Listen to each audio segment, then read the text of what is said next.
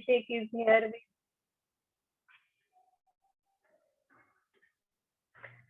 Good evening, everyone. I'm Shilpa Gore. On behalf of the Darby Foundation, I'm here for our TET crash course, day 3rd. So, shall we start, sir? Yes, ma'am, we can start. Okay. So, let me share my PPT.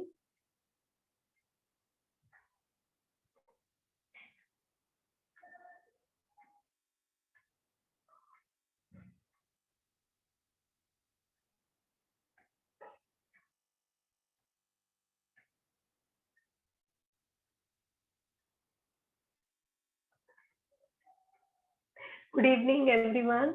Again, I welcome you with my PPT for the day 3rd. आपण चांगल्या पद्धतीने आजपर्यंत अभ्यास करत आलो आहोत. आज परत declare झालंय की आपली टीटी एक्झाम पोस्टपोन होत आहे. पण टेक्निकली किंवा ऑन बिहाफ ऑफ बोर्ड असं काही जाहीर नाही केलंय. आत्ताच नयन सरांनी कळवलं आहे आपल्याला की दळवी सर आणि madam has visited Varsha madam and अजून जरी जास्तीत जास्त झालं तर 1 ते 2 दिवसच पुढे ढकलणार आहे. दिवाळीपर्यंत ती जाणार नाहीये. सो अभ्यास सोडू नका. अपनी पढ़ाई छोड़नी नहीं है, आपको कंटिन्यूस पढ़ाई करनी है, क्योंकि ज्यादा से ज्यादा 1 या 2 दिन ही वो आगे जा सकती है अगर कोई इशू या एरर रहा. अभी नयन सर ने हमें कुछ देर पहले ही बताया है. तो प्लीज हॉल टिकट के बारे में तो बिल्कुल भी पैनिक मत करिए. वो 1 दिन पहले भी हम प्रिंट आउट निकाल सकते हैं. तो इसके लिए अपनी time and energy please waste मत करिए. मेरा यही सजेशन होगा. वेट टिल 27 को आप निकाल लीजिए. अगर 30 भी होता है तब भी 3 दिन हाथ में है अपने. तो हॉल टिकट एक बार जो हमारा कंप्यूटराइजेशन टेक्निकल सेटल डाउन हो जाएगा फिर इजीली हमको अवेलेबल हो जाएगा प्रिंट आउट निकालने के लिए. तो डोंट पैनिक ऑन इट. अपनी अच्छी से पढ़ाई जारी रखिए. और आज हम अपने 3rd subject child development and pedagogy की तरफ बढ़ रहे हैं. तो पहले हम बात करेंगे कि टॉपिक्स क्या है, हमारे मुद्दे क्या है जिनके अराउंड हमें पढ़ाई करनी है. तो first thing comes our development of child. तो उसमें क्या क्या है एक बार मैं पढ़ लेती हूँ ताकि, क्योंकि बहुत बीएड में हमें ये सब था. तो आपको भी बीएड के हुए बहुत दिन हो गए होंगे. तो रिफ्रेश हो जाएगा एक बार टॉपिक्स अगर हम रीड करेंगे. तो एंड ग्रेटफुली एंड थैंकफुली हम अगर पढ़ाई टॉपिक्स को मद्देनजर कोई भी सब्जेक्ट हो टॉपिक्स को रख के अगर हम पढ़ाई करेंगे तो वो फोकस पढ़ाई हो जाएगी हमारी. तो let us start with development of child. Development, growth and maturation. तो उनके कंसेप्ट और नेचर के बारे में थोड़ा सा हमें पढ़ना पड़ेगा यहाँ पे. Principles of development, factors influencing development, biological, उनका साइकोलॉजिकल एंड सोशियोलॉजिकल. तो हमें सिर्फ एज इट इज फिजिकली ही नहीं पढ़ना है, उनके पूरा बायोलॉजिकल स्ट्रक्चर क्या होता है. क्योंकि जितना हम बच्चों को जान पाएंगे उतना हम अच्छे से बच्चों को that learning and teaching process go hand in hand. तो हम जितने अच्छी तरह से बच्चों को जानेंगे, बच्चे हमें जानेंगे, उतनी हमारी पढ़ाई अच्छी होने वाली है. इसलिए हर टीचर को यह सब्जेक्ट कंपलसरी किया हुआ है. Dimensions of development and their inter relationship, physical and motor. Next is cognitive. ये बहुत बारीकी deep learn. I have share I think. Abhishek sir screen नहीं दिखाई दे रही है क्या मेरी? नहीं मैम, शेयर नहीं है. Okay, wait a minute. I don't know why it happened. Wait a minute, I will just do that.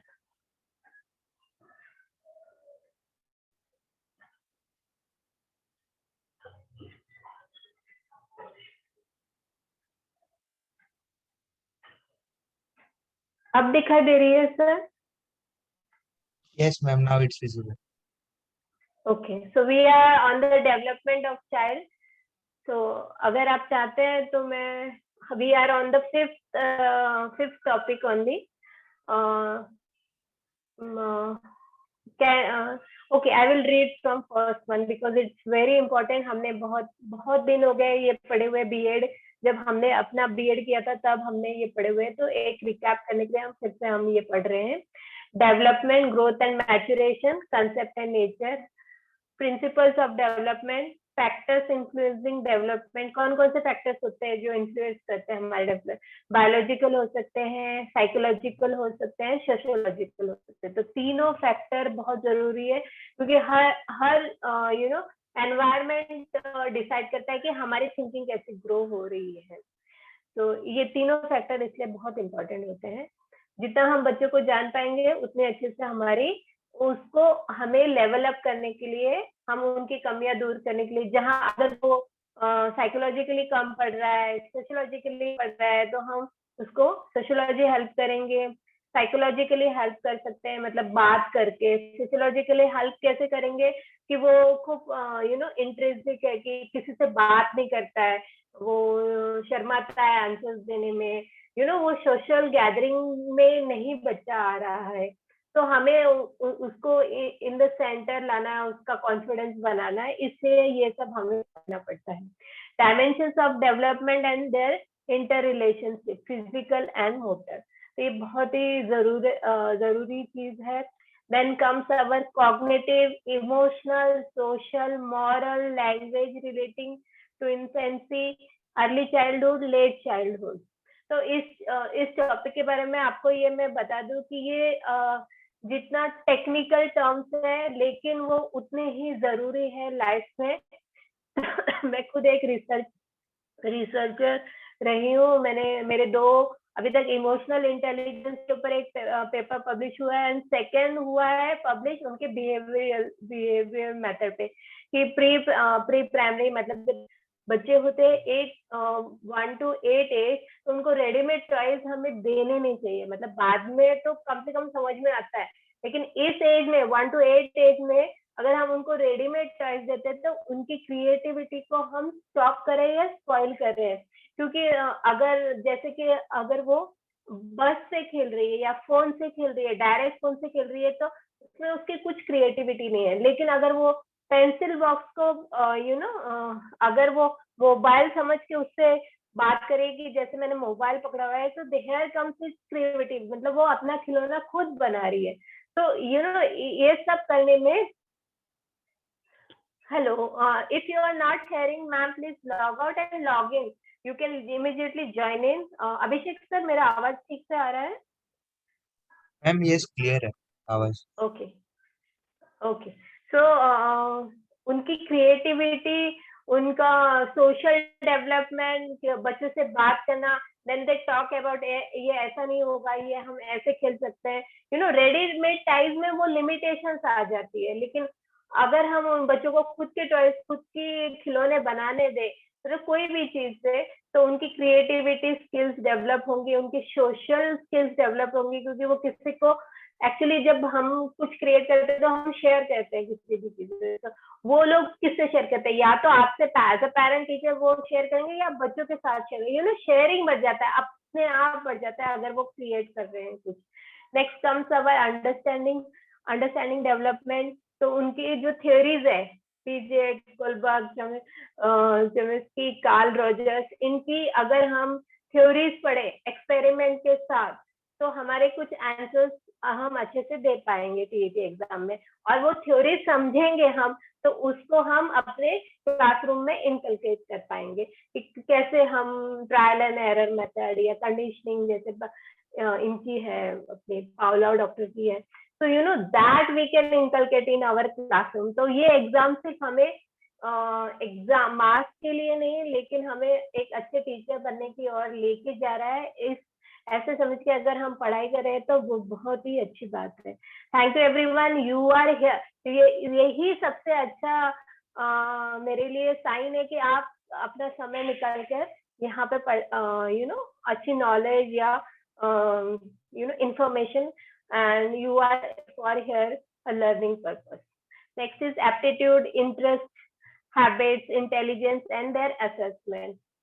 Development of personality, concepts है, factors affecting the development of personality, ये हम थोड़ा सा अभी मैंने सिर्फ टॉपिक्स लिखे हैं, क्वेश्चन आंसर्स में शायद हो जाए हमारे। Adjustment, behaviour problems, mental health, method, approaches of child development, observation से, इंटरव्यू से, या कोई केस स्टडी हम कर सकते हैं। Then experimental, cross sectional and longitudinal. Development task, कोई जो हम जैसे जैसे बच्चे अपने अगली उम्र में बढ़ते जाते हैं तो उनकी कुछ टास्क होते हैं जो उन्हें सिखाने ही चाहिए, और फिर नहीं सिखाए तो अगर सिखाए तो क्या फायदा है और नहीं सिखाए तो क्या नुकसान है, वो इसके बारे में हम पढ़ते हैं। Next comes our topic understanding learning, कि हम एज अ शिक्षक पढ़ा तो रहे, टीचिंग में है ही, लेकिन हम को लर्नर हैं। हम अच्छे टीचर तभी बन सकते हैं जब हम बच्चों के स्टैंडर्ड पे आ जाए। स्टैंडर्ड पे आ जाए मतलब कि उनको उनको क्या सीखना है, उनकी जरूरत क्या है। मतलब कोई भी चीज हम हायर स्टैंडर्ड में भी पढ़ा सकते हैं और वही चीज हम बच्चों के लेवल पे बच्चों की कहानियों में जाके पढ़ा सकते हैं, कंसेप्ट क्लियर कर सकते हैं। तो जितना हमें नॉलेज है, हमारे पास इंफॉर्मेशन है, लेकिन वो बच्चों की तरफ से लर्निंग कैसी होगी, अगर उसके साथ हम एम्पैथी कर पाए तो हम हमारी ये टॉपिक हमारा सक्सेसफुली लर्न हो गया। तो व्हाट आर दे, तो कैसे लर्निंग होती है, उनके कुछ साइंटिस्ट ने एक्सपेरिमेंट्स किए और वो हमारे सामने रखे, और अब हम उनमें से कुछ चूज करके जो अच्छे हैं, जो हमें आगे ले जा सकते हैं पॉजिटिव। हर एक साइंटिस्ट ने अपना अपना मुद्दा और नजरिया रखा और वो अपने तरीके में सही थे। तो वो सब हमें यहाँ पे समझना है इस टॉपिक में। तो concept of nature of learning, input, process, outcome क्या होता है जब लर्न करते हैं, तो क्या देना पड़ता है इनपुट, उसमें प्रोसेस होता है लर्न करने के टाइम, और बाद में एंड रिजल्ट आउटकम आता है। Then factors of learning, personal development और एनवायरमेंटल। मतलब पर्सनली क्या होता है, इफेक्ट कैसे होता है, एनवायरमेंटल स्ट्रक्चर लर्निंग का कैसे होता है, उससे क्या फर्क पड़ता है। देन अप्रोचेस ऑफ लर्निंग, तो इन लोगों ने जो किए हैं, बिहेवियरिज्म है, कंस्ट्रक्टिविज्म है, देन गेटसल, कोहलर और कोफ्का ने किया था। देन ऑब्जर्वेशनल थ्योरी भी बहुत ही अच्छी है, लेकिन थोड़ा पेशेंस के साथ हमें ये सीखना पड़ता है और समझाना पड़ता है बच्चों को। Next is dimensions of learning, cognitive, affective and performance. तो इसमें भी मतलब इतने बारीकी से अच्छी तरह से लर्निंग अगर हम समझ ले तो हमें बच्चों को समझाने में भी, टीचिंग में भी बहुत ही ज्यादा मदद होती है। Next is motivation, sustenance and its role, memory and forgetting, transfer of learning from teacher to learner, who is teaching and who is towards to learner. Now next is, अब हमें समझ में आ गया है कि चाइल्ड क्या है, कैसे है। नेक्स्ट इज लर्निंग भी समझ आ गई कि हमने खुद सीखा है और हम बच्चे कैसे सीखने वाले हैं, वो भी हमारा कंसेप्ट क्लियर हो गया है। नेक्स्ट एंड लास्ट थियरी है, टॉपिक है पेडागोजिकल कंसर्न, कि हम पढ़ाएंगे किस तरह। तो उससे बहुत ही बारीक ये टॉपिक्स है, तो मैं यहाँ पे इतना डिटेल नहीं बताती हूँ क्योंकि ये सब हमें पेडागोजिकल कंसेप्ट बहुत अच्छे से हम डेली लाइफ में यूज कर रहे हैं। तो उसमें सब आ जाता है टीचिंग में, phases of teaching, then learning resources, क्या क्या रिसोर्सेज हमारे पास अवेलेबल है। टाइम मैनेजमेंट बहुत जरूरी है कि हमारे पास कितना टाइम है उस टॉपिक के लिए, क्योंकि हम टाइम भी टीचिंग का ये कर लेते हैं, करिकुलम साल का बना लेते हैं, महीने का बना, then daily lesson plan. So that time management should be there for a proper to cover all the what we have to teach the students. So we will go with development of child, जो मेरे ख्याल से ज्यादा detail में नहीं है हमारे पास, तो मैं उसके ऊपर ज्यादा चर्चा करना चाहूंगी। मैं दूसरी पीपीटी यहाँ पे लगा रही हूँ।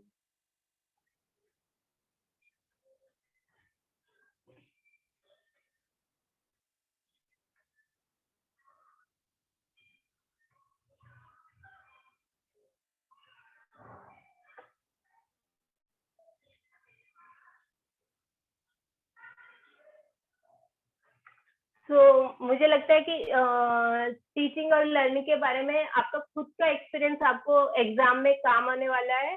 सबसे 5 जो हम आपके सब्जेक्ट है 5 या 4, उसमें चाइल्ड साइकोलॉजी आपको मिनिमम स्ट्रेस देने वाला है, क्योंकि ये आपकी रोज की लाइफ की बातें हैं। अब मैं जिस टॉपिक पे जाना चाहती हूँ वो थोड़ा हमारे से हट गया है, तो हम इसके बारे में ज्यादा डिटेल में पढ़ेंगे आज। Different strategies of psychological development according to Freud, Einstein and Piaget. Okay, so next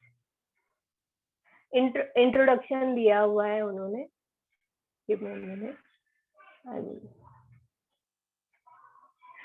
sir दिख रही है आपको? Hello sir. Yes, ma'am. Yes. Okay, so I will just introduce what is psychology.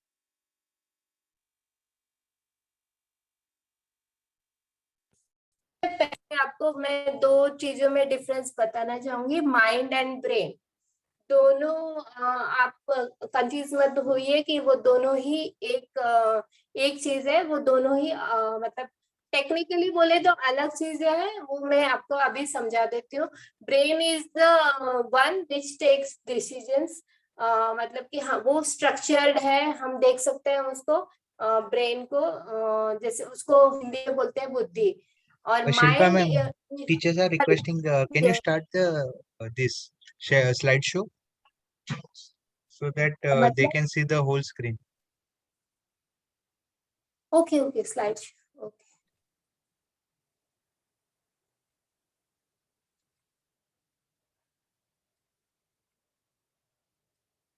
Okay. So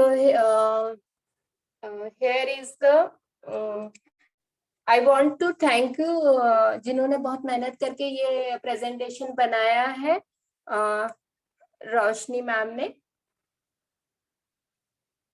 Yes, now we will come to our subject psychology. मैं brain और mind के बारे में बात कर रही थी। माइंड का हिंदी में हम अगर शब्द ले तो वो है मन। मन हमें दिखाई नहीं देता है, वो हमारे अंदर भी होता है, हमारे बाहर भी होता है। मीन्स आपको मैं बता सकती हूँ कि फिजिकली मन कभी कभी बाहर होता है। अगर मैं अभी आपको बोल दूं कि आपकी जो कार है, मतलब अभी आप घर पे होंगे या स्कूल में होंगे और मैंने आपको बोल दिया कि आपकी कार को पीछे से किसी ने डैश मार दिया पार्किंग करते टाइम, तो immediately even if you are physically there, आपका जो माइंड या मन है वो आपकी गाड़ी के पास चला जाएगा कि क्या कांच गई, क्या पीछे के साइड से धक्का लगा या आगे के साइड से धक्का लगा। So this is the difference between mind and brain. अगर यहाँ पे कुछ वर्ड्स आएंगे तो please understand, I am talking about when I am talking about brain what is it, when I am talking about mind what is it.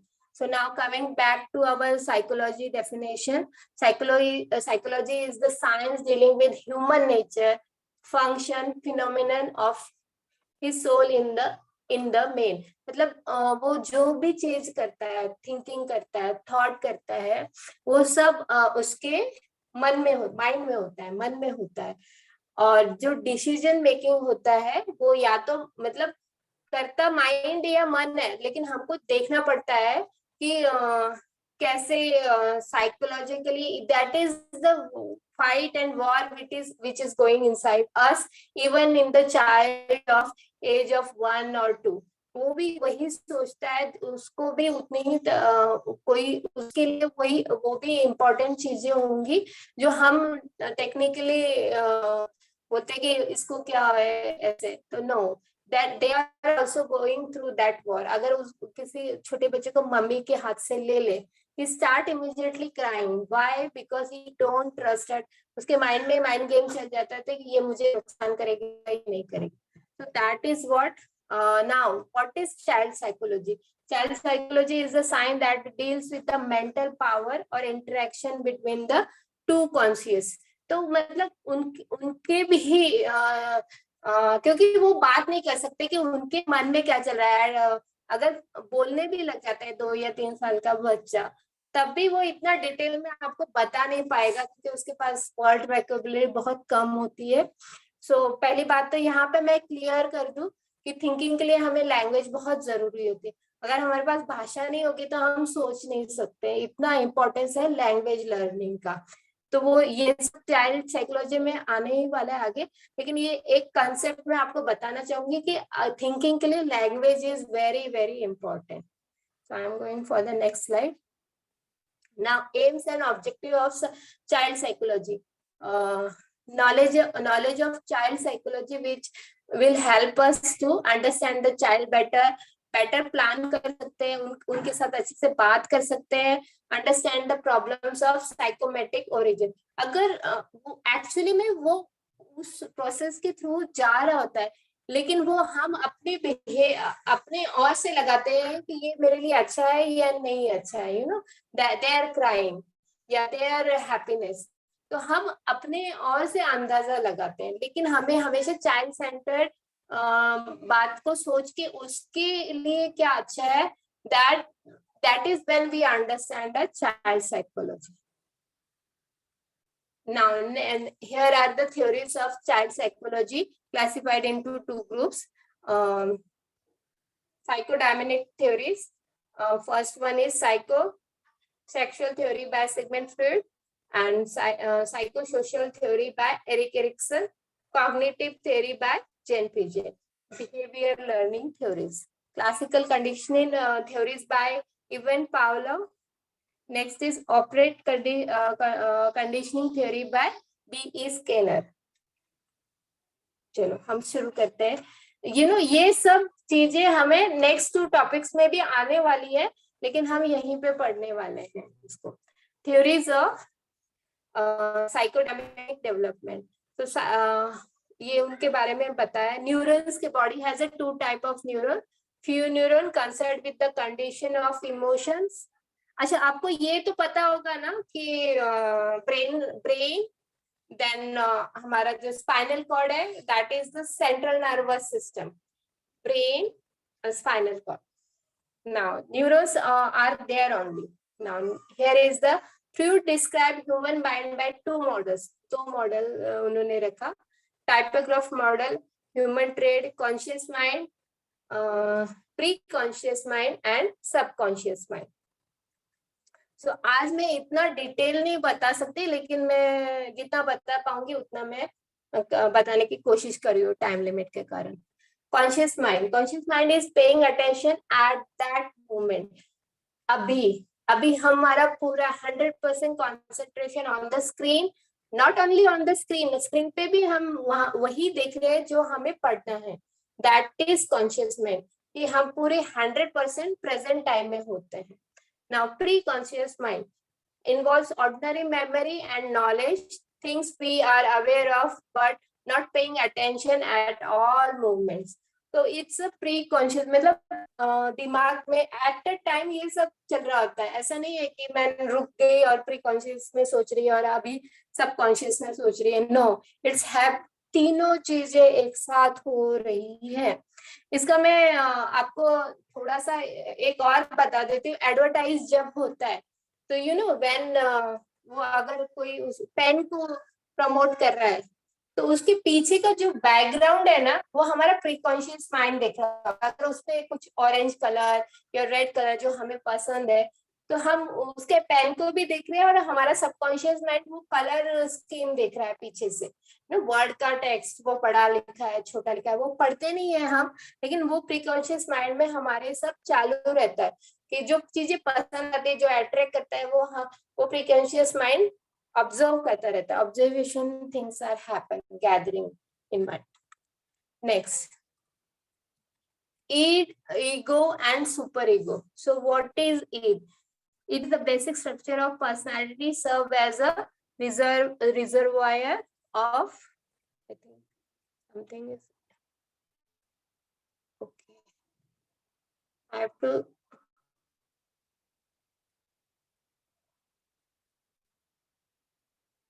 okay, instincts present at the birth of impulse and strives for immediate pleasure and gratification. अभी gratification क्या है आपको अगर पता होगा कि कोई भी चीज अंत तक लड़ते रहना, तो that nature, now next one is ego, अहंकार क्या होता है हमारा।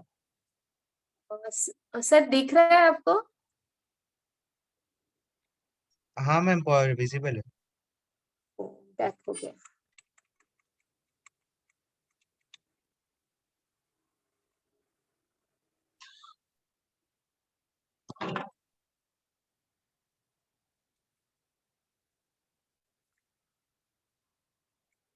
Okay. Now, ego, it is the part of self that concerned with overall functioning and ये सब चीजें मैं पढ़ के क्यों बता रही हूँ, क्योंकि इस पे डिपेंडेंट आपको टीईटी के क्वेश्चंस आ सकते हैं। सो यू नो, अगर हम वो चीजें पढ़ ले तो हम वहाँ पे हमें मल्टी चॉइस में टिक करते टाइम जरा आसानी हो जाएगी। It is a part of self that is concerned with overall functioning and organization of personality, capacity to test reality, utilization of ego defense mechanism, memory, language, and creativity. So what is ego? Hunger must wait until food is given. तो ego क्या है?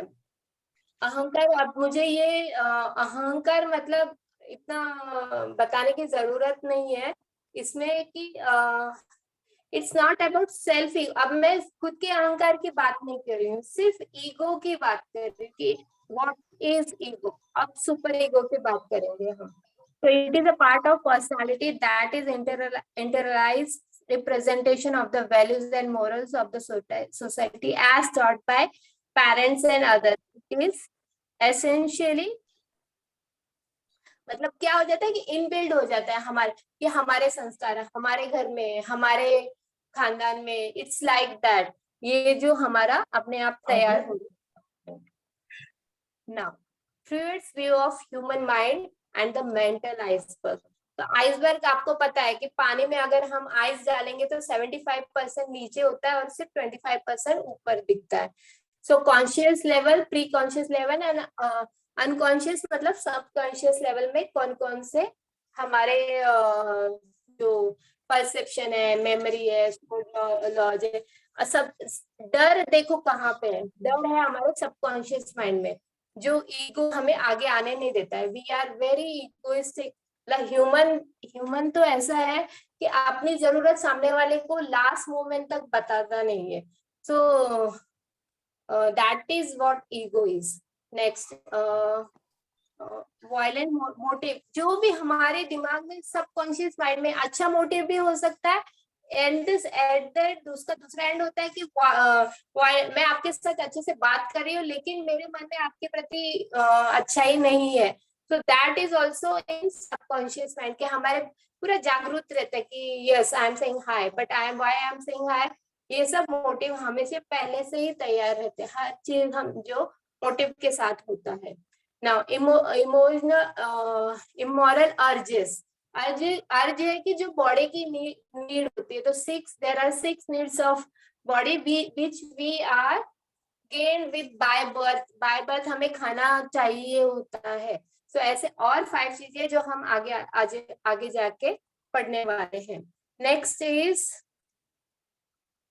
now psychosexual stages of development. Freud outlined the 5 stages of manifest of sexual development. First, oral stages 0 1.5 years. Mouth gratifying activities कैसे होती है, nursing, eating, mouth movements, sucking, beating, swallowing.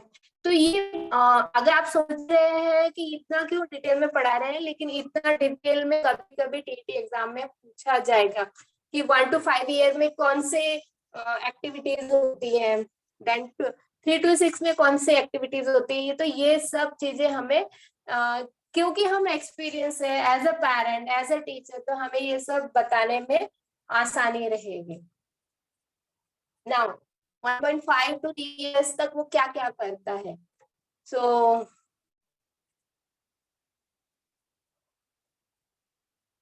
energies zone in focus NS, gratifying activities, bowel movement and withholding of such movement, interaction of with environment, toilet training होती है उसकी। symptoms of anal fixation, anal expressive personality, sloppy, disorganized, reckless, careless and defiant.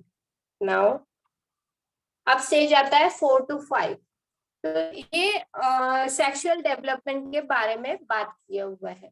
Now this is about 5 years, जब बच्चे सच में school stage में आ जाते हैं। Now here is the all stages here: oral stage, anal stage, phyllic stage, latency stage and genetical stage. अब fruits theory क्या बोलती है, मेरिट क्या है और डिमेरिट क्या है? One of the earliest and the most comprehensive theory of life long psychological development. बहुत ही पहले फ्रूड की जो थ्योरी आई थी, सबसे वन ऑफ द अर्लीस्ट, मतलब बहुत पहले आ चुकी है। डिमेरिट क्या है इसका? He formulated this theory by an extensive studies on adult psychological patients, कि उसने बड़े बड़े लोगों को मतलब जब वो ये कर रहा था तो उनके एक्सपीरियंसेस के ऊपर से उसने ये लिखा था। Hence its extrapolation to children is not very justified. Now stages of psychological development क्या होता है तो देखते हैं। Infant is when he is born like 0 to 1 or 1.5 to 2 years. Then toddler is again 2 to 3 हम बोल सकते हैं। Pre Schuler, grade Schuler, teenager, ये जो एज नाम के साथ एज भी आप जरूर पढ़िएगा कि ग्रेड स्कूलर का क्या है या एडोलेसेंस एज क्या है या टॉडलर एज क्या है, क्योंकि उसके बारे में आपको इन नंबर्स पूछा जा सकता है TET exam. Now we come to Erikson's theory. Erikson was a follower of Sigmund Freud, who broke with his teacher over the fundamental point of what motives. Okay, you want this one?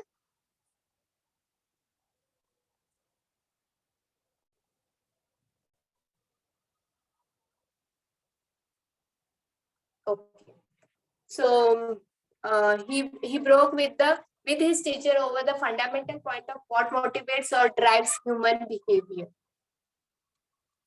Now here is the personality development क्या है, oral का, NL, ये बहुत deep study में है। अगर आप कर पाए तो अच्छा है, आपके पास टाइम है तो जरूर करिएगा। Now for Erikson, who was not trained in biology में नहीं था, मेडिकल साइंस उसने किया नहीं था, लेकिन unlike Freud and many of his contemporaries, the most important force driving human behavior and the development of personality was social. मतलब experience से ये सब थ्योरीज लिख रहा था या बता रहा था। Erikson left his native Germany in the 1930s and immigrated to America, where he studied Native American traditions of human development and continued his work as a psychoanalyst. So मैं ये जरूर आप सबके साथ शेयर करना चाहूंगी, यहाँ पे जितने भी टीचर्स बैठे हैं, please take this subject very very seriously, because in each new NEP 2020 आपको बता रहा है कि हर स्कूल में एक साइकोलॉजिस्ट चाहिए। तो अगर आप खुद कुछ साइकोलॉजी में पढ़ पाए या कोई कोर्स कर पाए तो जरूर करिए आने वाले टाइम में।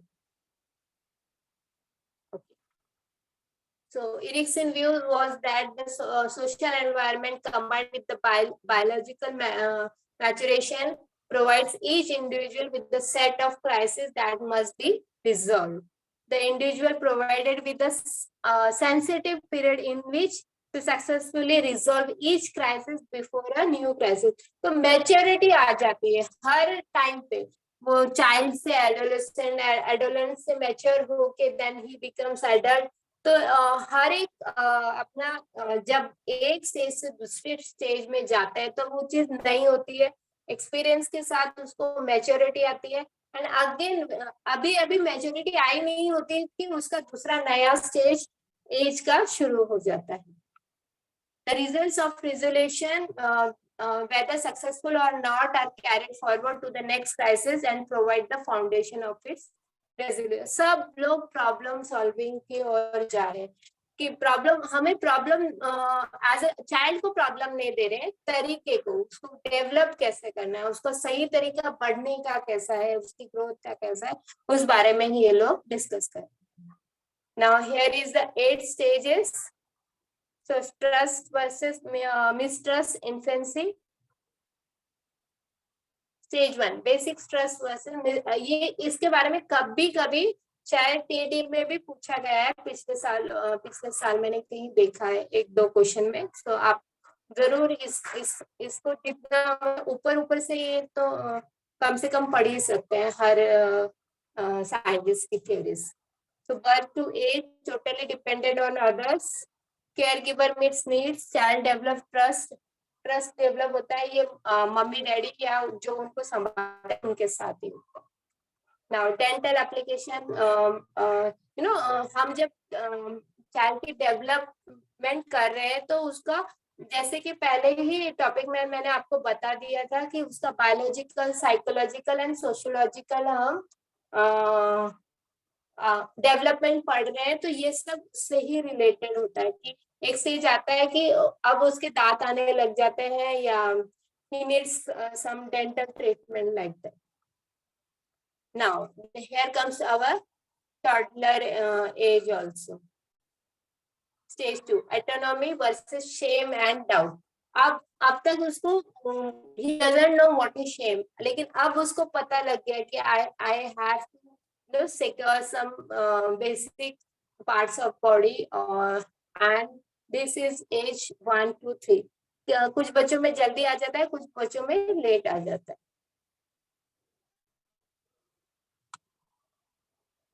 Initiative versus guilt. तो कुछ लोग कुछ बच्चे यहीं पे इसी टाइम में कुछ डैशिंग हो जाते हैं और कुछ इंट्रेसिव हो जाते हैं कि छुपते हैं, कुछ मतलब पीछे रहते हैं हमेशा काम में, या पेरेंट्स का बर्डन रहता है, स्ट्रेस रहता है, ये करो वो मत करो, you know like that what happens in their life. So ये भी बहुत उनकी ग्रोथ को मैटर करता है, इम्पैक्ट करता है। Now stage 4 industry versus inferiority. Age 6 to 11 child develops cognitive abilities. अब आ गई हमारी cognitive abilities के बारे में, जहाँ पे बच्चा खुद कुछ करने शुरू हो जाता है, वो सोचना उसका अब खुद की थिंकिंग आ गई है, कुछ नया करना चाहता है जितना भी उसको पता है उस एज में। तो this is the age where we should not give children readymade toys. इसलिए हम activities through project based learning के बारे में अब ज्यादा बातें हो रही है, क्योंकि अब सबको समझ में आ गया है कि even in society also we have understood कि कितना जरूरी है skill development.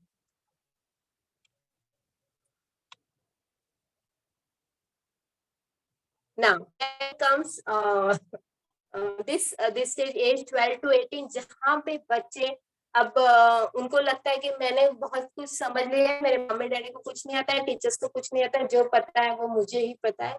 Here comes our ego identify हो जाती है इस एज में 12 to 18। This is the teen age going on.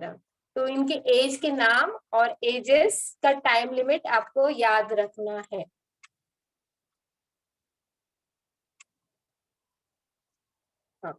Here comes the age of adult भी बोल सकते हैं, intimacy and isolation।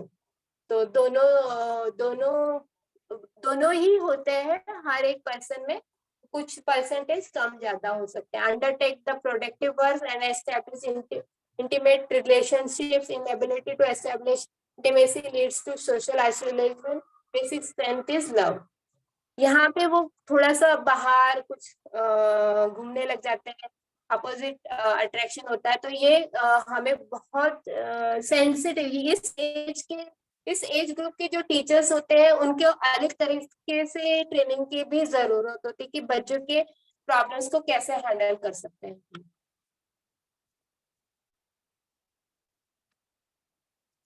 Now here comes our age, जो इस एज ग्रुप में 35 to 55 एज ग्रुप में, तो इनकी अपनी खुद की परेशानियां होते हैं, स्टेगनेंट हो जाते हैं, तो यहाँ पे कैरियर आ जाता है थोड़ा सा कुछ करने लग जाते हैं और सडनली आप बोलते हैं कि अब मेरे से ये नहीं होता है, अब यहाँ पे मेरा मन नहीं लग रहा है, मैं दूसरा कुछ ट्राई करना चाहूंगा। इवन मैरिज में भी कुछ परेशानी आती है तो वो चेंज करना चाहते हैं, या they want to stop and do a new relationship. तो ये सब चाइल्ड साइकोलॉजी पढ़ रहे हैं, लेकिन हम ह्यूमन को चाइल्ड ले रहे हैं। तो इसका चाइल्ड साइकोलॉजी मतलब ये नहीं है कि हम सिर्फ 12 एज या 20 एज तक की ही साइकोलॉजी पढ़ रहे हैं, हम पूरे अपने ह्यूमन लाइफ के बारे में इस प्रोसेस में जा रहे हैं, क्योंकि यहाँ से हर ग्रुप के टीचर्स तैयार होने वाले हैं।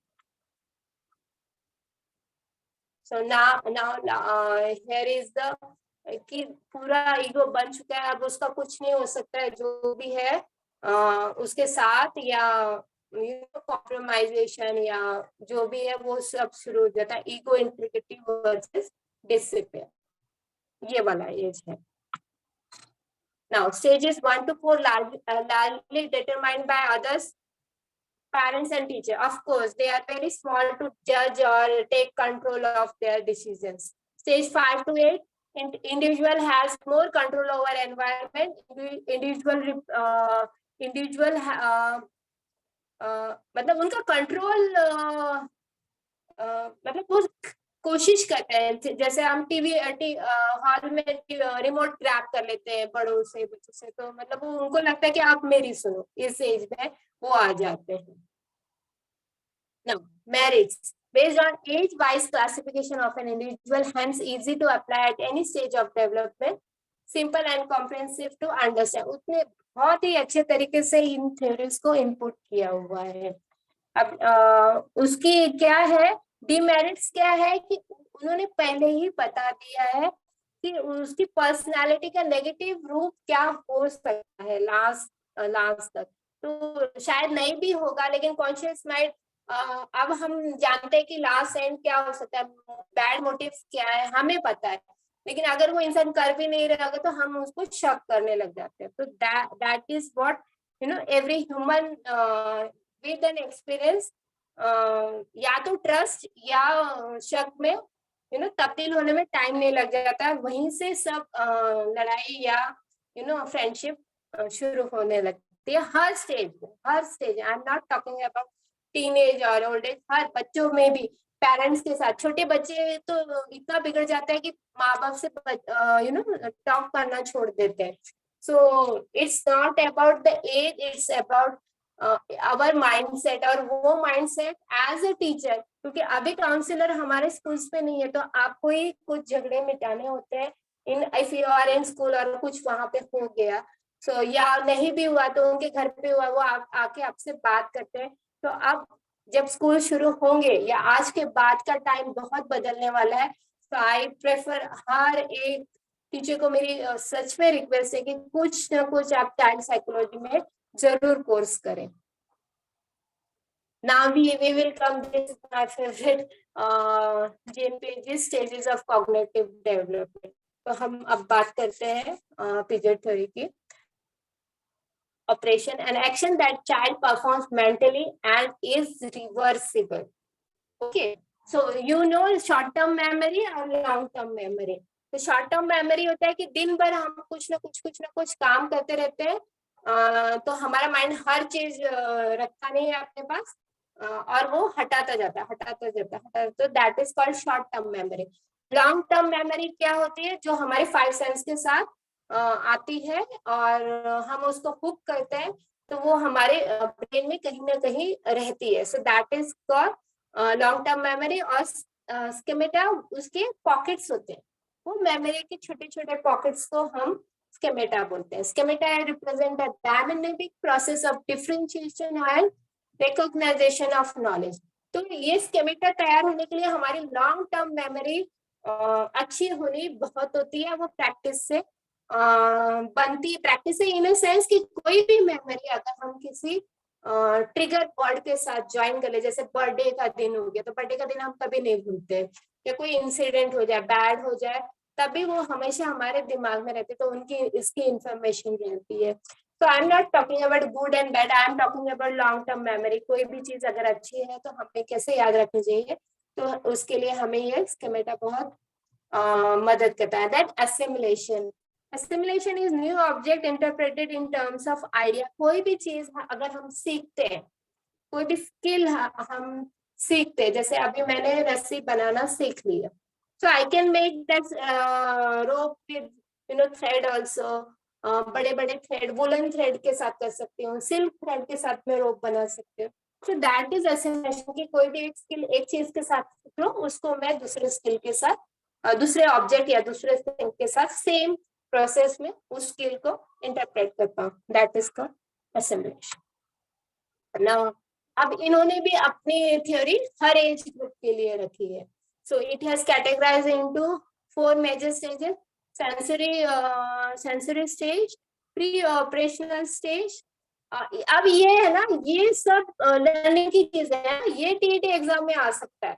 तो कौन सा स्टेज कौन से ईयर के लिए, तो प्लीज ये लर्न कर लेना, क्योंकि ये फिगर्स है और नेमिंग है.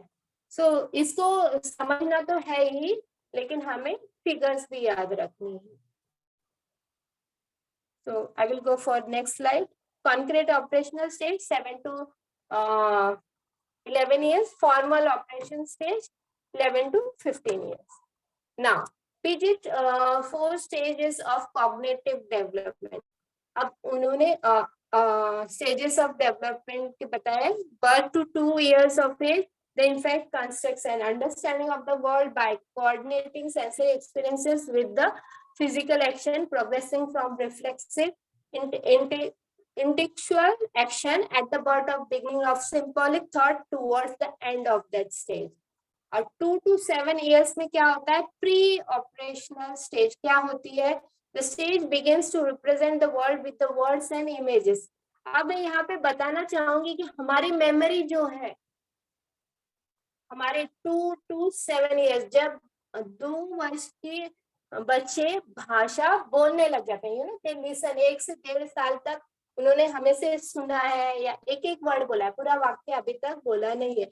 So after 1.5 years they start speaking that full sentences. उनको जोड़ते हैं, आगे पीछे आगे हो जाता है. तो मैं अभी यहाँ पे इस स्टेज में आपको बताना चाहती हूँ कि हमारी जो मेमोरी है वो काम करती है पिक्चर्स में, वर्ड्स पे काम करती नहीं है. भाषा हमारे लिए बहुत जरूरी है, लेकिन भाषा हमारे दिमाग में नहीं है, ब्रेन में कहीं पे भी वर्ड्स नहीं है, वो हमारे माइंड में है, वो लैंग्वेज हमारे माइंड में है. जो भी चीजें हम हमारे मेमोरी में जाती है वो जाती है पिक्चर के रूप में, चित्र के रूप में. तो अब अगर मैंने कोई एप्पल बोला, एप्पल मैंने अब भी बोला, लेकिन आपके दिमाग में उसका शेप भी आ जाएगा, उसका कलर भी आ जाएगा. उल्टा भी होता है कि अगर मैंने एप्पल आपको दिखा दिया सिर्फ, तो you can pronounce it apple. Hindi में बोल सकते हैं और इंग्लिश में भी बोल सकते हैं APPLE, तो आपको वर्ड भी आ जाएगा. So that is the learning stage here. Now 7 to 11 years, concrete operational stage. So what is concrete operational stage? The child can now reason logically. यहाँ ये बच्चे हमारे स्कूल में हैं. सी देखिए, उन्होंने जो बोला ना 7 to 11 years, ये आ जाते हैं क्लास 2, क्लास 1 and 2. मैं आपको एज अ टीचर बता रही हूँ, क्लास 1 and 2 में इतना प्री प्राइमरी हायर केजी हो जाता है. हायर केजी में बच्चे अच्छे से शब्द ज्ञान सब याद रखते हैं. फर्स्ट क्लास में क्या हो जाता है कि सडनली उनको स्टोरीज आ जाती है. अब उनको है ना लेवल वाइज, पहले क्या हुआ, मिडल में क्या हुआ, एंड में क्या हुआ, ऐसे स्टेज वाइज उनको स्टोरी फॉर्मेशन करनी पड़ती है. तो उनका दिमाग सोचता है कि अब मैं चित्र में याद करूं या शब्द में याद करूं. सो समटाइम्स अच्छे बच्चे जिनको बहुत शब्द का नॉलेज था हायर केजी तक, अब वो उनको लिखना पसंद नहीं आता है, या सिर्फ वो बोलने में लगता है, या फिर सिर्फ लिखने में उनको आनंद आता है, पिक्चर्स ड्रॉ करते हैं. सो एंड 7 to 11 years में क्या हो जाता है, लॉजिकली थिंकिंग पूरी डेवलप हो चुकी है कि उनका सोचने का तरीका, कि उनको अब 100% पता है कि पहले क्या हुआ, बीच में क्या हुआ और लास्ट में क्या हुआ. सो लॉजिकल थिंकिंग शुरू हो जाती है. Now here is sensory motor stage, pre operational stage. Sensory motor stage मतलब कोई भी चीज, चाहे चाइल्ड हो, चाहे मैं हूँ, चाहे आप हो, 5 सेंस से ही सीखते हैं. 5 सेंसेस आर, आंखों से देखते हैं, नाक से सूंघते हैं, Then from ears they hear it, eye, ear, nose, tongue and skin. These are the 5 sense organs. और जो भी ज्ञान, जो भी नॉलेज हमें मिल रहा है इन 5 चीजों से एट अ टाइम मिल रहा है. ऐसा नहीं है कि अब मेरी आंखें काम करेगी, अब मैंने सुना, ऐसे नहीं है. एट अ टाइम अगर मुझे ऑरेंज दिखता है तो ऑरेंज का फीलिंग मुझे पता है, ऑरेंज कैसे टेस्ट में लगता है वो भी मैं अभी बोल सकती हूँ क्योंकि मैंने खा चुकी हूँ ऑलरेडी, मैंने उसको हाथ में लिया हुआ है पहले. So that is sensory motor stage जो 0 to 2 में डेवलप हो रही है. वो हर चीज को छूना चाहते हैं. यू नो छोटे बच्चे रखते रखते छूते हैं, पकड़ते हैं, उसको फील करना चाहते हैं, उसको खाना चाहते हैं. That is what they are doing at that stage. Now pre operational stage, अब वो लोग कोई भी खिलौना मिलता है उसको तोड़ते हैं एंड देन उसको फिर से जोड़ने की कोशिश करते हैं. Now concurrent stage here, the child learns rules such as conservation. अब उनके है ना धीरे धीरे after 8 and 9 उनकी मान्यताएं को दृढ़ता, मतलब अब अगर behaviour change, this is the 8 to 14 age में ऐसा होता है. स्वभाव तो बन चुका है 1 to 7 में. अब आता है पैटर्न कि अब वो स्ट्रिक्ट हो गए. अगर उनको पढ़ना मतलब कोई भी चीज बिहेवियर में आ जाए, उनका क्रोधिक जैसे दे आर फियर चाइल्ड, तो वो और स्ट्रांग हो सकता है. तो आपको ध्यान रखना है इस स्टेज में 8 to 14 में इंट्रोवर्ट ना हो जाए या एक्सट्रोवर्ट ना हो जाए, ज्यादा एंगर ना आ जाए, ज्यादा फेयरफुल ना. हर चीज में बैलेंस हमें इस एज ग्रुप में एज अ टीचर, पेरेंट अगर की तरफ से नहीं हो रहा है तो एज अ टीचर हमें सपोर्ट करना चाहिए उस बच्चे को. ना next is formal operational stage, youth stage है, एडोलेसेंस स्टेज है. वो सुनते भी है दूसरों की, लेकिन किससे सुनना है ये खुद डिसाइड करते हैं. 0 to 2 या 0 to 7 8 0 to 8 मतलब 0 to 8 एज में वो तय नहीं कर पाते हैं कि वो घर में होता है. टीचर्स, ये टीचर है तुम्हारी, ये पेरेंट है तुम्हारे, बाय नेचर उनको बोल दिया जाता है. ऑपरेशनल स्टेज में ऐसा कुछ नहीं होता है. वो अगर पढ़ना चाहे तो ही पढ़ते हैं उस बंदे से, नहीं तो वो कोई और you know they can go to other, जिससे सीखना है वो वहां पे सीख सकते हैं. नेक्स्ट 24. ओके, सो ये इतना same things are discuss here जो मैंने आपको पहले ही बता दिया. Now, merits and demerits. Most comprehensive theories of cognitive development. Merit क्या है? The theory propagated that we can learn as much about children's and intellectual development from examining their incorrect and correct answers to items. तो वो cognitive development उनको मदद ही करता है उनकी intelligence को बढ़ाने के लिए. अब डीमेरिट्स क्या है? underestimate children's ability, overstatements age difference in thinking. मतलब कि अब अगर हमें कोई स्किल सिखानी हो तो हम अपने तरीके से ही सिखाते हैं बच्चों को, ऐसे करो वैसे करो, और कभी कभी हम उनको फ्रीडम नहीं देते, तो शायद ये उसमें आ जाता है.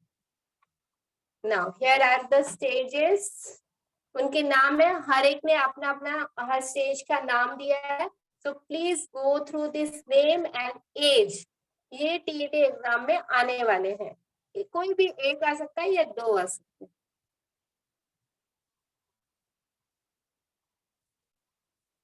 नाउ कंक्लूजन क्या है कि सब अपनी अपनी जगह अपनी अपनी तरफ से कोशिश कर रहे हैं कि चाइल्ड डेवलपमेंट को पॉजिटिव करें, बड़े लोग उसके ऊपर हावी ना हो, इसलिए उन लोगों ने बैठ के बच्चों को Shilpa ma'am, sorry, hello. Yes sir. आपका स्क्रीन बीच में से कट हो चुका है एक्चुअली, सब टीचर्स को दिख नहीं रहा है.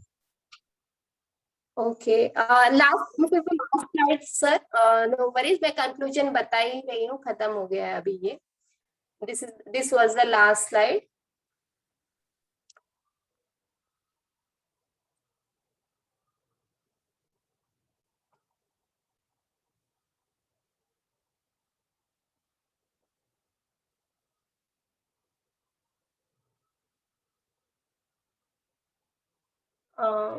वो उसका ये ज्यादा होगा पॉजिटिव, मैं इधर कर लेती हूँ, कोई problem.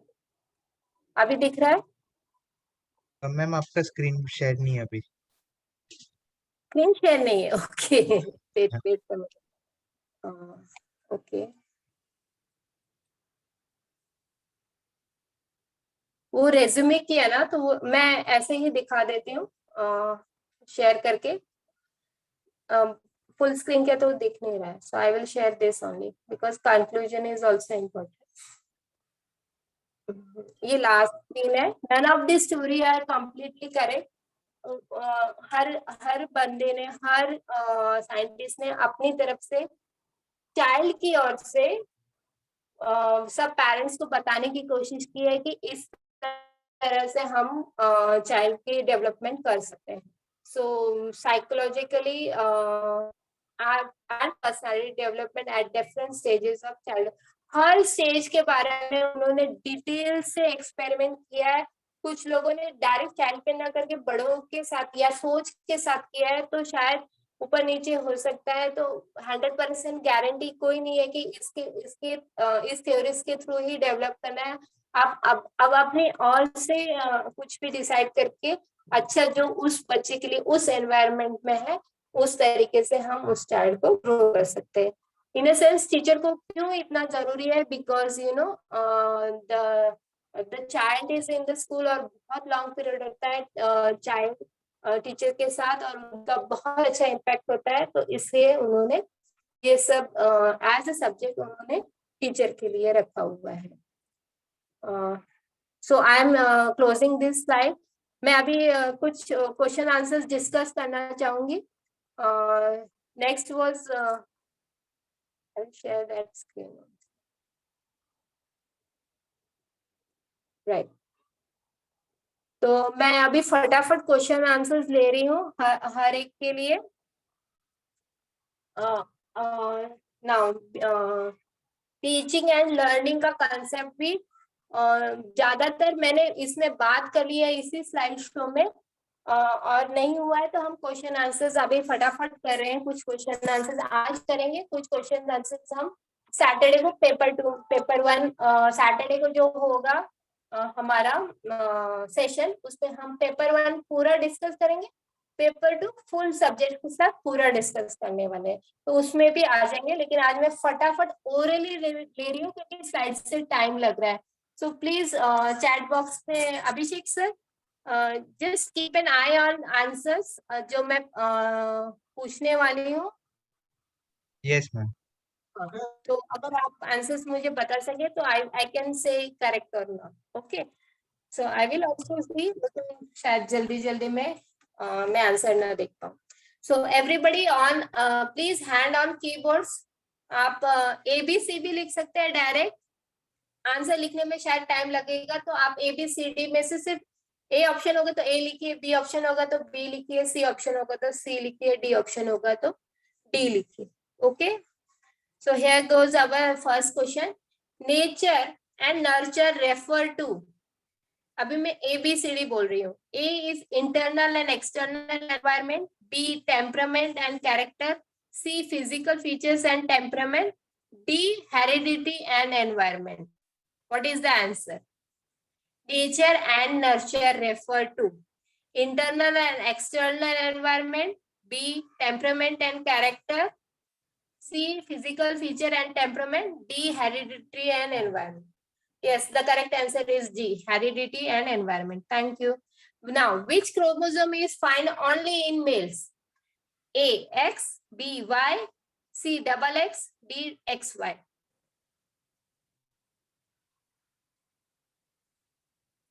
B option is correct. Only Y chromosome is found in males. Now, next question is, the 22 pairs of chromosome in zygote are called A, cells.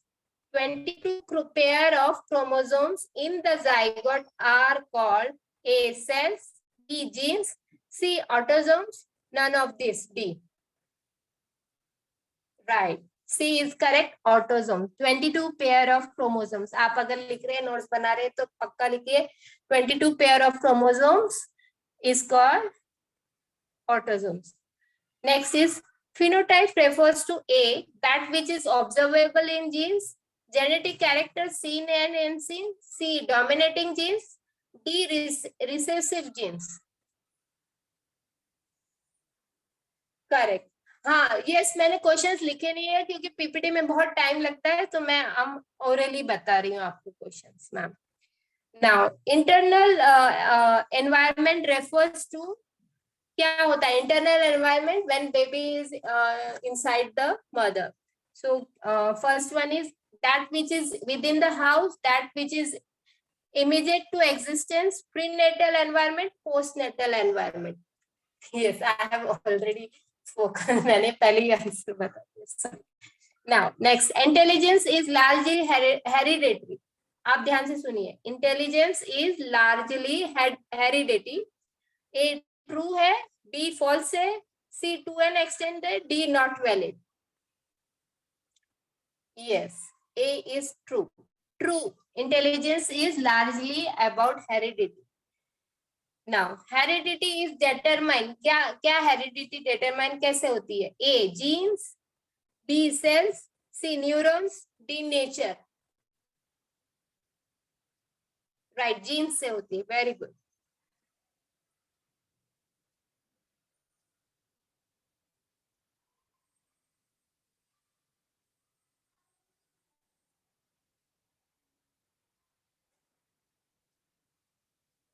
Okay.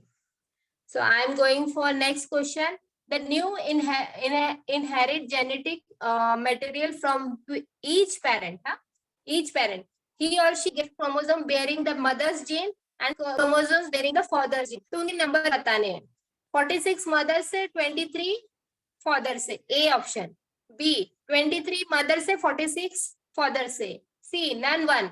And D is 23 from mother, 23 from father. कौन सा option सही है? Right, D 23 from each. Very good. Now next, ये बहुत important है इसलिए मैं सोच रही हूँ आज ही बता दूं आप लोगों को. Next question is dash begins life with 46 chromosome. कौन? Autosome, X chromosome, Y chromosome या D zygote? Yes, zygote is, zygote begin, जो बच्चा होता है उसको फर्स्ट जो स्टेज होता है उसको जाइगोट बोलते हैं. उसके अंदर 46 क्रोमोसोम्स होते हैं. Our next question is, one of the 23 chromosomes which is of a special significance is known as. एक स्पेशल होता है, उसमें कौन सा है? तो A is sex chromosome, B is gene, C is autosome, D is sperm cell. Yes, A option is correct. Now next one. The built-in biological development growth processes have been given by name of B. A is heredity, B is maturation, C is neurological changes, D is state of readiness. Built-in biological development growth progress have been given the name. तो biological development, yes, right. Maturation, उसको हम बोलते हैं maturation. हर stage पे maturation होती है. Next question is, hereditary factors assumed to exist within the chromosome are called. देखो, the hereditary factors assumed to exist within chromosome, उनको किसमें है? First is atom, B molecule, C proton, D gene. Right, D gene में होता है. Very good. Now, अब बहुत important question है. Genes work in A groups, B traits, C pairs, D autosomes. Right, pairs में. Very good, very good. They have studied. Very good. Now, what did Piaget called his approach? Piaget ने क्या बोला child psychology में? First is genetic epistemology, equilibrium, schema, accommodation. A genetic epistemology है वो. Okay, genetic epistemology, EPISTEMOLOGY. आप लिख के रखिए, शायद आ जाए ये क्वेश्चन. अभी तक तो नहीं आया है. Okay, now Piaget called the period of here is the question. No, this is not the question. Okay, I want to discuss this question. Separation anxiety occurs when the newborn is separation anxiety occurs when the newborn is, अब उसका as क्या होगा आप बताइए, 1 to 2 months, 3 to 4 months, 8 to 15 months, या last D option है 24 to 30 months. Separation anxiety occurs 8 to 15 months, 8 to 15 months में होता है उसका सेपरेशन एंजाइटी, हर चाइल्ड में आ जाती है. ओके, नाउ नेक्स्ट, सियामेन से ट्विंस आर द रिजल्ट. एक प्रोजेक्ट किया था तो उसमें क्या है, क्या रिजल्ट, किसके रिजल्ट के कारण आया? First one is separation of fertilized ovum into 2 identical organism. B, separation of fertilized ova. C, incomplete division of cells. And D, none of the above.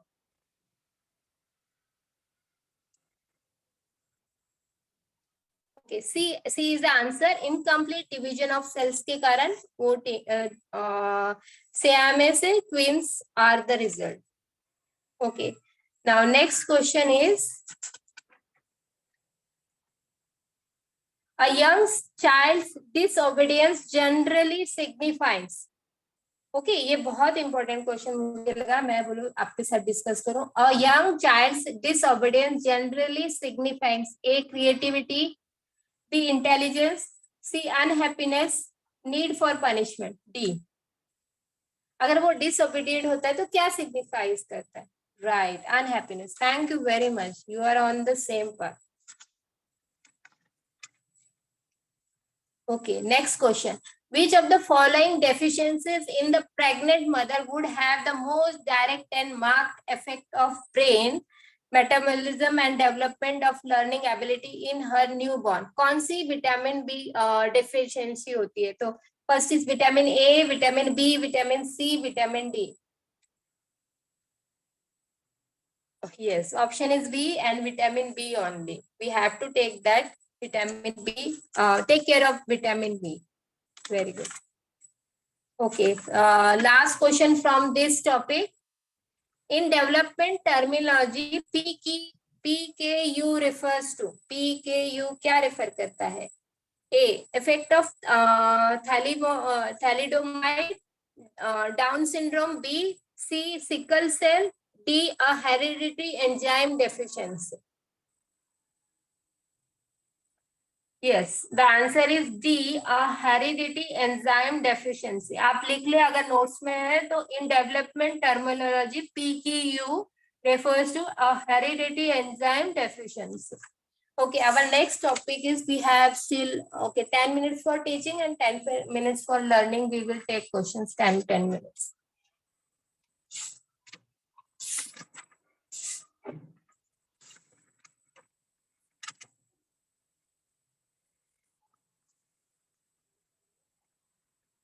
Understanding learning. Now the topic is understanding learning. I am asking the questions from the topic understanding learning. 10 minutes for, I will ask 8 minutes. Okay. Now first one is, मुझे बहुत ही अच्छा लगा ये वाला first वाला question. The psychosexual development takes during, कौन से age में होता है? ये importance है इस question का कि आप हर stage अच्छे से learn करें इसमें. Psychosexual development takes place during later childhood, B, adolescence, C, young age, D, adulthood.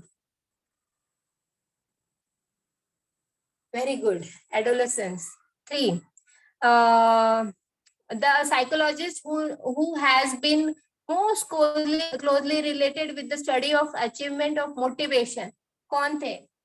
A, Elisel Land, Maslow, C, Kroom, and D, McGregor. A option is correct. The spelling is E, C. मेरे ख्याल से C silent है. Elisel Land है. E, Eckley Land है. E, C, L, E, double L, A, and D. उनका नाम है. Okay. Now concept of mental age. Concept of, यहाँ पे सारे 4 concepts है. आपको चारों concepts पढ़नी है please. The concept of mental age was given by which? Stern, Galton, Binet, Watson.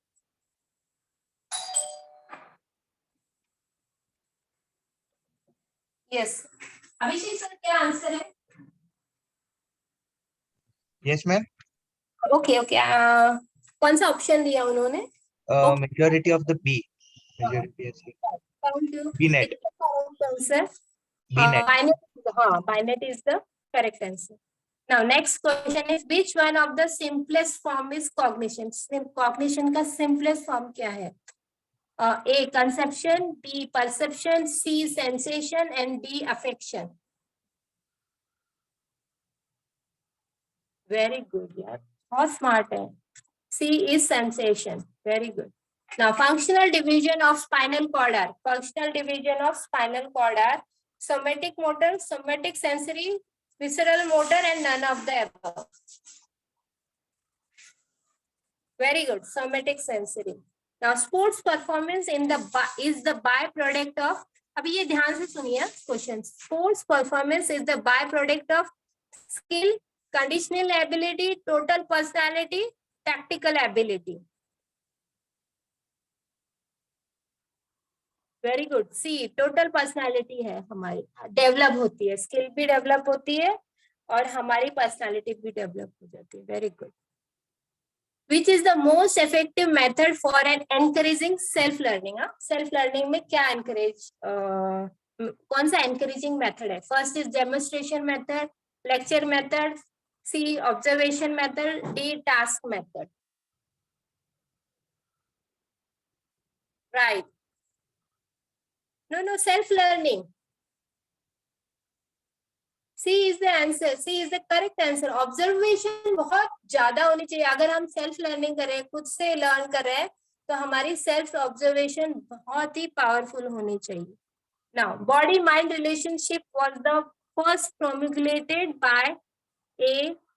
Socrates, B. Plato, C. Hitler, D. Homer.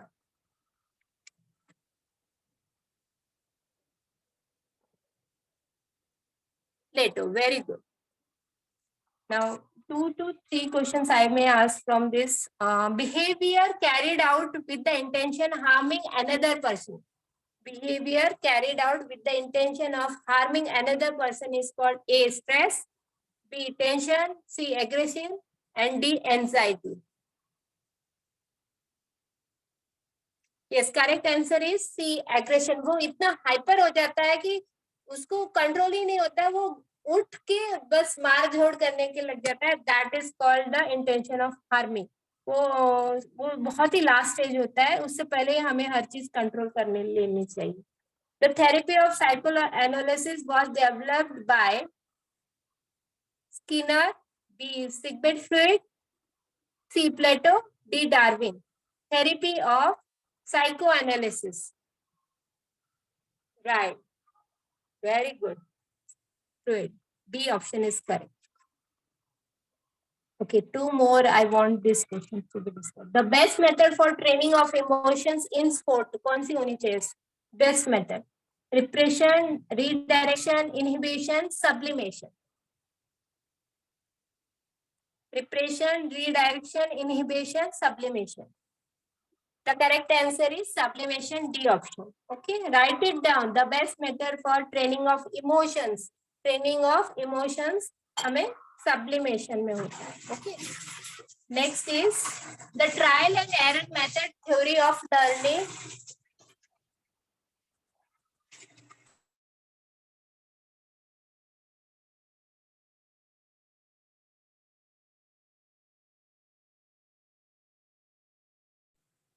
Okay, the trial and error theory of learning was propounded by A. Newton, B. Pavlov, C. Thurkende, D. Homer. Wow, great, Thurkende. Very good. And last question is this: what is the population that psychologists usually study? Cats and dogs, monkeys, people, pigeon and rats. Study के लिए क्या use करते हैं सबसे ज्यादा? Yes, D, pigeons and rats are used. Okay, now our third topic, pedagogical issues के बारे में हम ले सकते हैं और 10 क्वेश्चंस में. Okay, now first question is on, okay, gathering of data is one of the steps in first imagination, formulation of hypothesis, C problem solving, D remembering. किस में जाएगा वो, कौन से स्टेप में जाएगा gathering of data?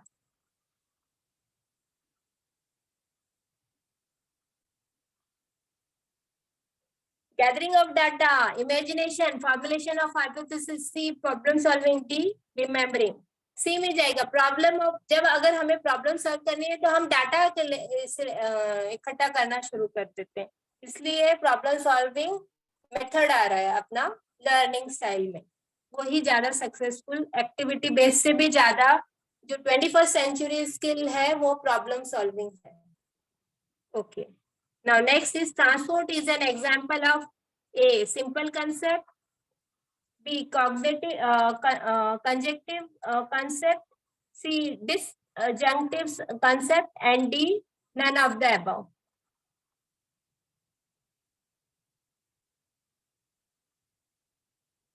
Disjunctive, C, very good. Now, one of the processes in the formation of concept is abstraction. Abstraction. Now, the other क्या है? अगर एक abstraction है तो दूसरा क्या है? Perception, typology, C generalization, none of the above. Very good. Generalization is there. Very good.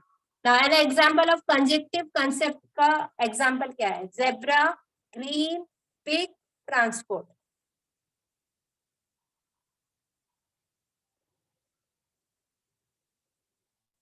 Thank you everyone, जो आंसर करे, मैं नाम नहीं पढ़ पा रही हूँ लेकिन मैं सबको थैंक यू करना चाहूंगी यहाँ पे.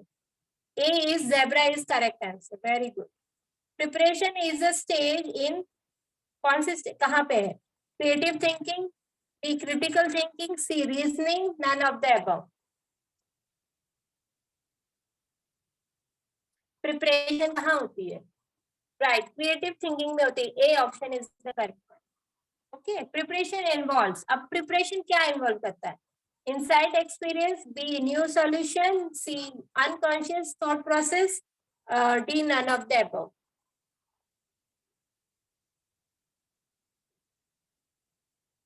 New solution. Okay, answer is D new solution. Okay, now what are schemas?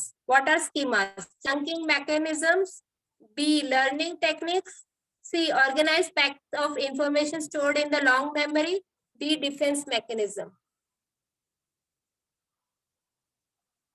Very good, ये हमने डिस्कस भी किया था. तो ये लॉन्ग टर्म मेमोरी का बहुत ही इंपॉर्टेंट ब्रेन का पॉकेट है. Okay, now third model do not include A hierarchical network, B parallel distributed processing, C automatization, D spreading activation. Third model do not include, include ही नहीं करता है. Very good, automatization. Now, okay, we can take two more questions here. Phenomemes, okay, learning में language learning बहुत जरूरी होती है, तो ये 2-3 क्वेश्चन उसके बारे में. Phenomemes are मेजरमेंट है, small units of meaningful sound है, सिलेबल है, या स्मॉलेस्ट यूनिट ऑफ साउंड है? PHONEMES, phonemes. अगर कोई लैंग्वेज टीचर है तो आंसर करे please. It's going very wrong. Measurement है, small unit of meaningful sound है, सिलेबल है, स्मॉलेस्ट यूनिट ऑफ साउंड है.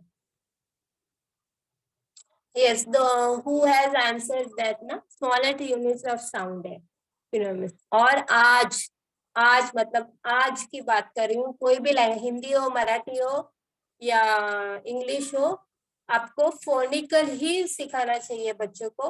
100% I believe in that, and you also do it practically. वही आप उनको नॉलेज करेक्ट देता है, क्योंकि फिर वो रिस्ट्रक्चर कर पाते हैं spellings in words. So this is the phenomenon is the smallest unit of sound. Syllable आपको पता होगा, आज लैंग्वेज डे नहीं है लेकिन मैं बता दूं syllable क्या होता है. Syllable is the जब हम, अगर आप हाथ नीचे रखे अपने इसके what you say चिन के नीचे अगर हाथ रखे, और जब हम कोई वर्ड बोलते हैं तो हम कितनी बार ऊपर हमारे चिन्ह नीचे आ रहा है, ऊपर जा रहा है, उसके ऊपर वो सिलेबल का पार्टीशन करता है. Now last question is, the earliest studies of verbal learning and rote learning memory were conducted by Thorndike, Paulo, Miller and Ebbinghaus. Verbal learning and road memory के बारे में जिन्होंने कंडक्ट किया था, अर्लीस्ट स्टडी सबसे पहले बी पाउलो ने conditioning method का किया था, रोड लर्निंग के बारे में नहीं किया था ma'am. Sir D option is the correct answer, Ebbinghaus. Okay, last one more question. Concepts that can be clearly defined by a set of rules or properties are known as natural concept, prototype, artificial concept या propositions.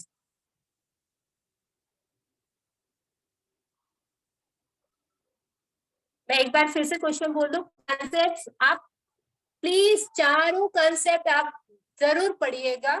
मैं last Saturday को एक बार discuss करूंगी concepts, आप आज time नहीं मिला. Concepts that can be clearly defined by a set of rules और properties are known as natural concept, prototypes, artificial concept या proposition.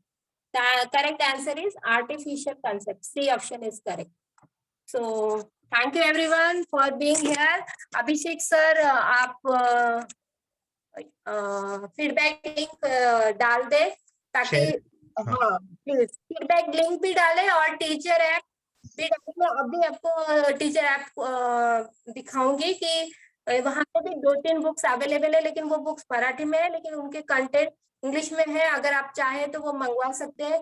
Not only for TET exam it is very good, लेकिन हमें आगे आने वाले counselling या जो भी हम चाइल्ड साइकोलॉजी के बारे में पढ़ने वाले हैं, और हर एक यहाँ पे टीचर प्लीज पढ़ेगा. मेरी सच में विनती है कि आप कहीं पे भी कोई भी स्कूल या कॉलेज में पढ़ा रहे हो, आप चाइल्ड साइकोलॉजी का एक कोर्स तो पक्का अगले साल एक छोटा शॉर्ट टर्म कोर्स जरूर करिएगा.